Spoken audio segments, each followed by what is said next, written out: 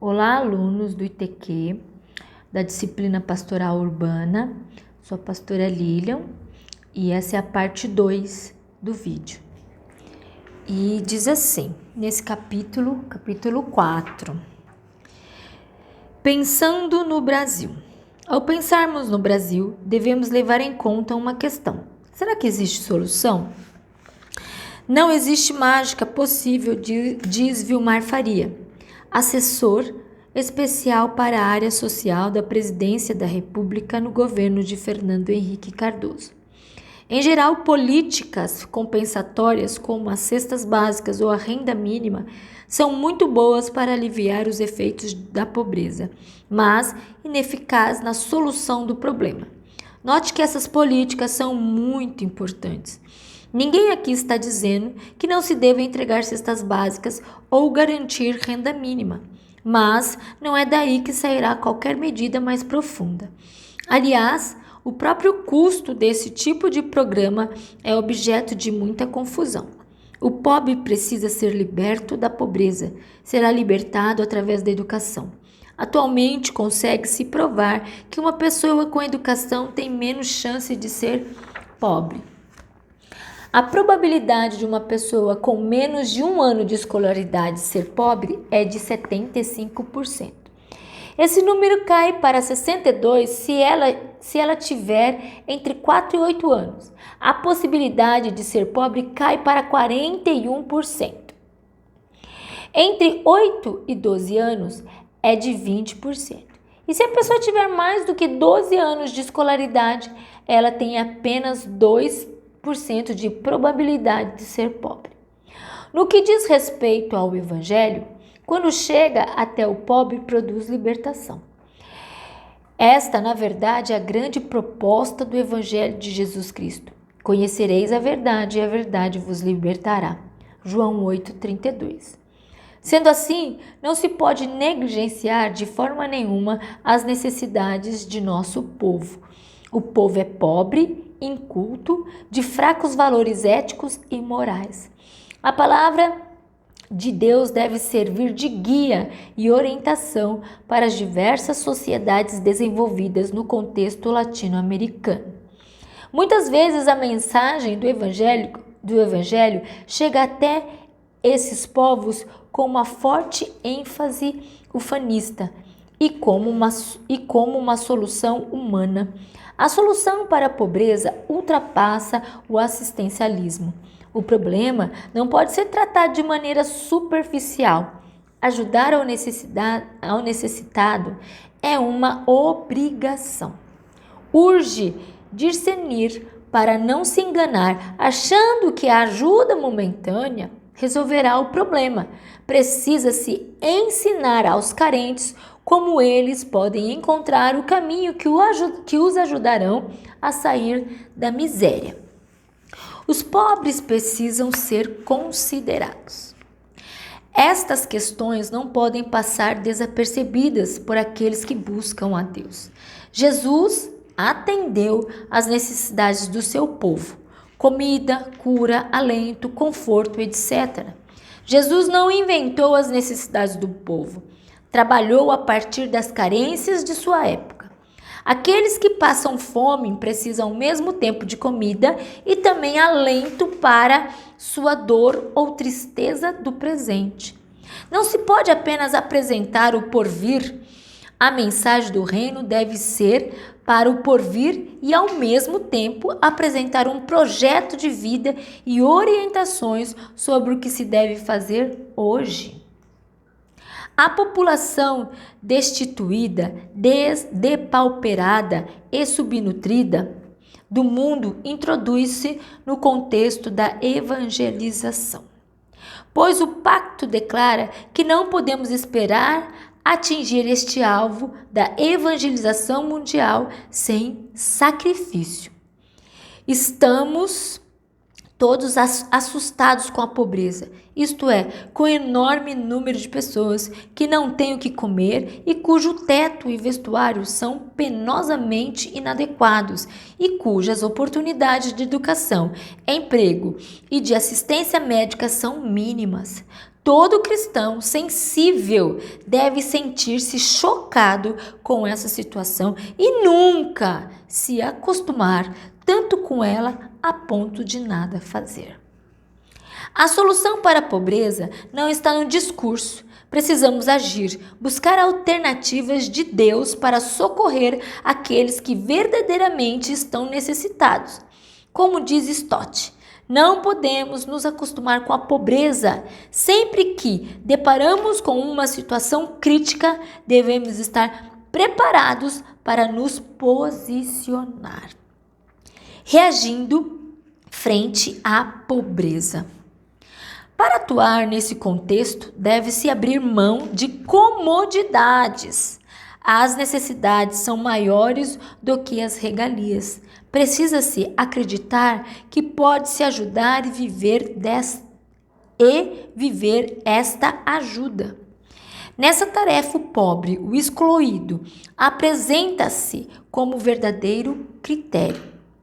As ações pastorais da Igreja, em resposta ao projeto da modernidade e pós-modernidade, devem se nortear pelas exigências humanas e evangélicas dos pobres, pois quando se desenvolve um relacionamento genuíno com Deus, contagia-se outros a levar a Igreja a exercer uma função muito especial nesse contexto de pobreza, devido à sua dinâmica de vida. Grelet elucida o tema quando argumentou: na vida da igreja, a generosidade se orienta pelo menos por 4 princípios que pressupõem a noção do corpo. O princípio da igualdade. Deus quer que todos os seus filhos que têm acesso à mesma graça tenham o suficiente ou o necessário. No corpo de Cristo há um nivelamento, tanto de privilégios quanto de responsabilidades. Segundo Coríntios 8, 1, 13 e 15. O princípio da mutualidade. Não há autossuficiência no corpo de Cristo. O dar e o receber de dons ou de dádivas são uma das marcas fundamentais da vida do corpo de Cristo. Via de regra, quem dá é também quem mais recebe.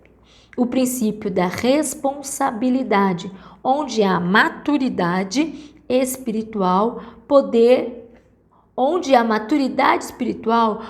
contribuir é sentido como um privilégio. Segundo Coríntios 8, 9. E o princípio da proporcionalidade. Somos responsáveis a partir do que recebemos de Deus. Segundo Coríntios 9, 6 e 7. A generosidade faz parte de Cristo, percebendo-se em todas as suas atividades ministeriais, sua disposição para ajudar, dar, sacrificar algum valor pessoal.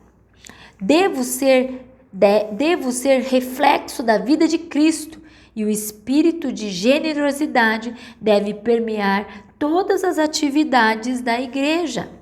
Perante Deus, os homens são todos iguais.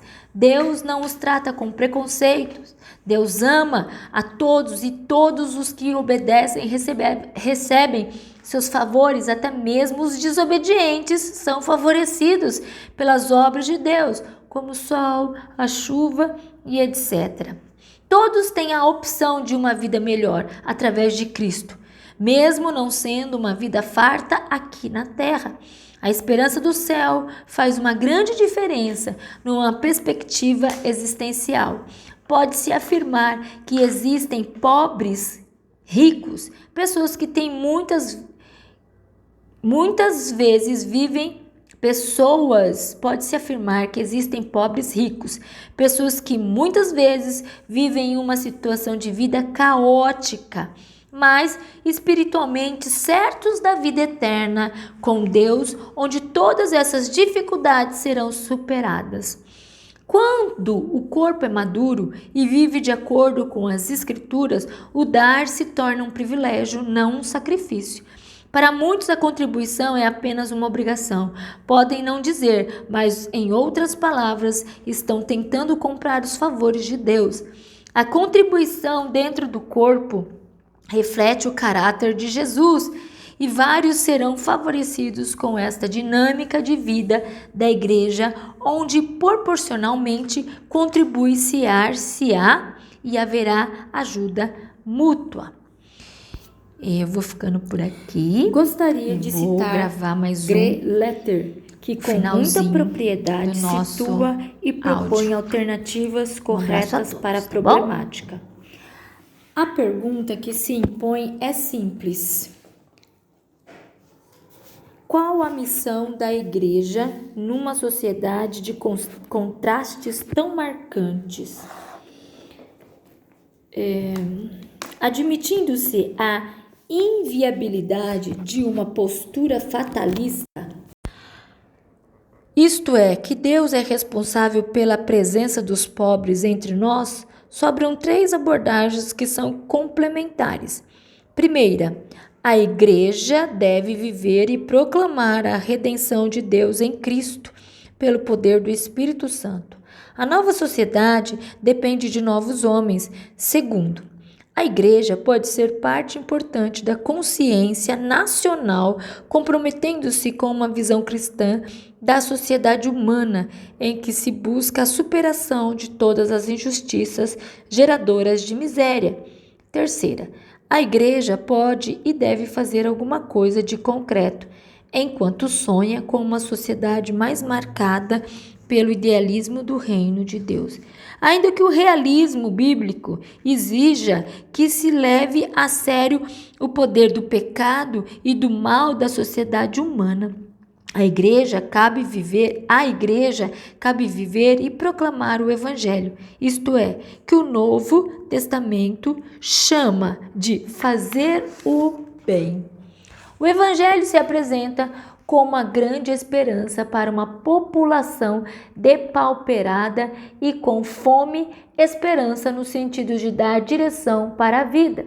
Esperança em Cristo que salva e ajuda o homem a consertar suas dificuldades existenciais e, ao mesmo tempo, apresenta caminhos que devem ser seguidos por aqueles que pretendem ter uma vida digna e conseguir sobreviver às necessidades de uma geração carente, pobre e excluída. Chegamos ao final do capítulo 4 e é um capítulo bem marcante e que vocês possam ouvir e fazer o resumo desse capítulo, que vão ajudar bastante a gente no aprendizado dessa disciplina. Um abraço a todos e fiquem com Deus.